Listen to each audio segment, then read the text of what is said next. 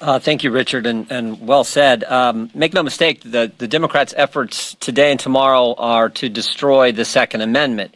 You don't have to take my word for it. You can just listen to what they said. Joe Biden, President of the United States, said it's time to get rid of the most popular handgun in this country. Michael Moore said it's time to repeal the Second Amendment. Sheila Jackson Lee, in our 10-hour markup last Thursday, said if this bill passes, we're not finished. They want to do more. They want to take away people's Second Amendment rights. And Mondaire Jones, a colleague of ours, said in the committee hearing last week, if this bill doesn't pass, we will end the filibuster, we will expand the Supreme Court, we will do whatever it takes to get people's Second Amendment rights limited.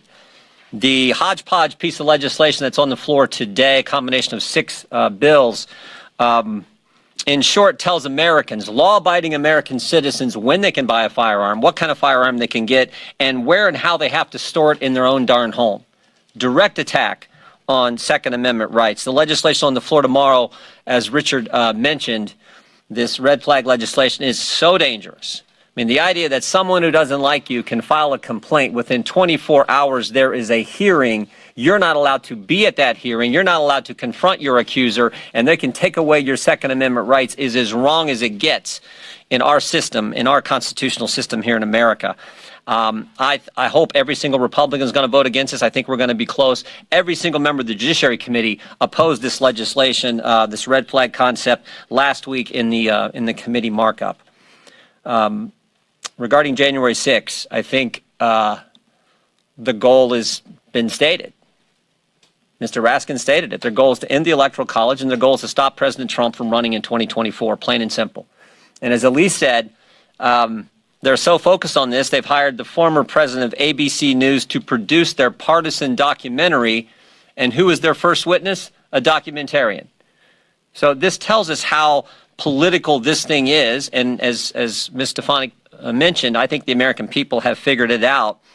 But their focus on attacking their political opponents is so strong, they don't care about the rules.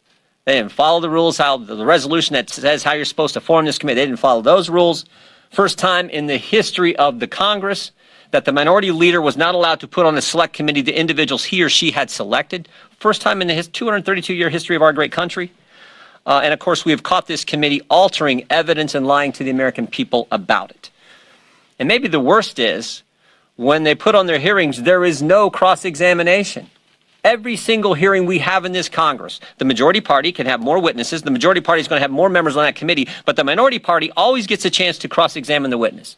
Even in the crazy partisan impeachment they did in 2019, where Adam Schiff held the depositions and the meetings in the bunker in the basement of the Capitol, even then, there were Republicans in the room and we could depose the witnesses. And of course, in the open hearings, we could cross-examine the individuals the Democrats brought in. Not so here, which just, again, underscores how partisan this effort is.